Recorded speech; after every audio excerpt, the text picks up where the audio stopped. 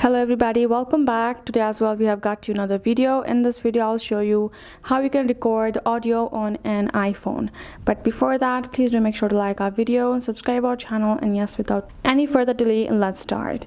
So iPhone already has a built-in app, which is the app over here is a Voice Memo pre-installed app itself.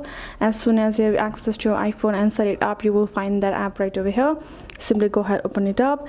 You can see you can record transcripts, automatic transcribe speech into text, stereo recording, save as, tap on continue, and now you can simply go ahead, tap on this option of this red button, which is the record button, and the rest of whatever you're gonna speak and say, it will start recording. You can see this red vibration of the pitch of your voice, and when you tap on it, it will be stopped, and yeah, now it has been saved.